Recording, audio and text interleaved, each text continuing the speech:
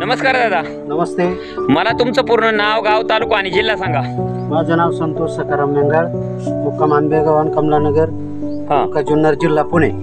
तर दादा आज आपण आपल्या झेंडूच्या प्लॉट मध्ये आले, बरोबर? हो बरोबर. तर मला सांगा दादा, आपल्या झेंडूची व्हरायटी कोणती दादा? ही केशर ऑरेंज म्हणून व्हरायटी आहे. केशर ऑरेंज म्हणून व्हरायटी, बरोबर.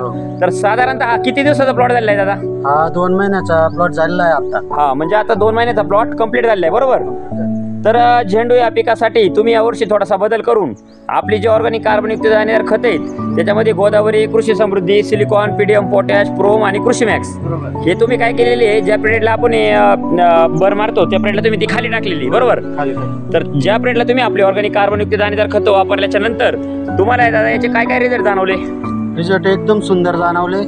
कारण की खत आपण आधी टमाटाचे बेड होते, जुन्याच बेड. म्हणजे हा जुना मल्चिंग, म्हणजे हा प्लॉट आहे ना, जुना आहे तुमचा? जुना प्लॉट आहे. जुन्या बेडवर आपण बिगर मल्चिंगचं लागवड केलेली, बरोबर. तर आपण तुम्ही दिलेले खत वापरल्यानंतर साधारणतः 8 ते 10 दिवसाच्या नंतर हा रिझल्ट दिसायला लागला, बरोबर. रिझल्ट इतका खतरनाक जबरदस्त, काळोख, ग्रीनरी, चमक एकदम भारी प्रकारे वाटली. आणि सगळ्यात महत्वाचं मला याचा आनंद वाटला की हे विषमुक्त शेतीपासून शेतकरी खऱ्या अर्थानं ऑर्गॅनिक कडे वळून कुठंतरी आपल्या भूमातेचं संरक्षण करण्यासाठी तुम्ही हे ऑर्गॅनिक पद्धतीचं आम्हाला जे खत दिलेत ना, अतिशय सुंदर असं जग, माणसं आणि आपली भूमी टिकवायची असेल ऑर्गॅनिक शेती केल्याशिवाय पर्याय नाही, बरोबर. खूप सुंदर असे रिझल्ट आहेत. मी तर असा सल्ला देईन बाकीच्या शेतकऱ्यांना की हे केमिकल सोडून तुम्ही पण ऑर्गॅनिक चे सर्व प्रोडक्ट वापरून जयेश पांडे सरांचं मार्गदर्शन घेऊन या ठिकाणी या खताचं तुम्ही वापर करावा, बरोबर.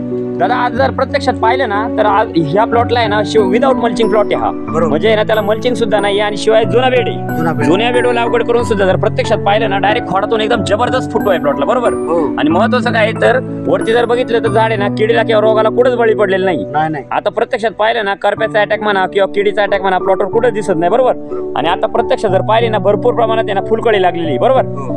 तर मला एक सांगा, तुम्ही साधारणतः हे म्हणजे ऑर्गॅनिक प्रोडक्ट वापरल्याच्या नंतर तुम्हाला याचे किती दिवसाच्या नंतर रिझल्ट जाणवले? साधारणतः 10 दिवसाच्या नंतर रिझल्ट चांगले दिसायला लागले आणि रिझल्ट इतके सुंदर दिसायला लागले. सर्वात महत्वाचं साहेब सांगावंच वाटन की तुम्ही ज्या 6 गुणे त्याच्यातल्या निम्म्याच गुण वापरले, अर्ध्याला म्हणजे एवढा रिझल्ट भेटलेला आहे, बरोबर. मला असं वाटलं जर संपूर्ण टाकल्या असत्या तर अजून तुम्हाला वाटतं सीडी घेऊन टेबल घेऊन तोडायला लागला, म्हणजे इतके प्लॉट जवळजवळ आता तुम्ही काय ठिकाणी पाहिले तर खांद्याला लागतं, बरोबर आहे. इतकी भारी रिझल्ट. आणि महत्वाचं काय आहे का जर जे ना फुलं लागलेली ती प्रत्यक्षात पाहिली ना एकदम गोल आकाराची फुलं आणि कलर, चमक आणि क्वालिटी जर प्रत्यक्षात पाहिली ना एकदा हे बघा ना डायरेक्ट प्रत्यक्षात जर पाहिलं ना तर फुलांची साईज किंवा चमक एकदम बेस्ट प्रकारे, बरोबर. तर इतर शेतकऱ्यांना तुमच्या ऑर्गॅनिक कार्बनयुक्त दाणेदार खतांबद्दल काय सल्ला असेल? मी इतर शेतकऱ्यांना एवढंच सांगेन की हे ऑर्गॅनिक खत आहेत ना तुमच्याकडून घेतलेली, सर्वांनी हे सजेस्ट करावा. कारण ही याची आपल्याला आणि आपल्या शरीराला, आपल्या जमीन वाचवायला, जमिनीच्या कसाला हे वाचवण्यासाठी बरोबर आपण सर्वांनी हे वापरावा अशी मी विनंती करेन, बरोबर. कारण काय झाले आज सेंद्रिय शेती ना काळाची गरज आहे. ऑर्गॅनिक ज्यावेळेस तुमच्या जमिनीमध्ये सेंद्रिय कर्ब जो वाढतो ना त्याच्यानंतर तुमची माती बुजवित होणं, जमिनीत पांढरी मुळी वाढवणं, परत चांगल्या प्रकारे खतांचं आपटेक होणं या गोष्टी करतात, बरोबर. तर दादा आपली जी ऑर्गॅनिक कार्बनयुक्त दाणेदार खतं वापरून तुम्ही समाधानी आहात? एकदम 100%. धन्यवाद तुम्ही दिलेल्या माहितीबद्दल. Yes. ओके.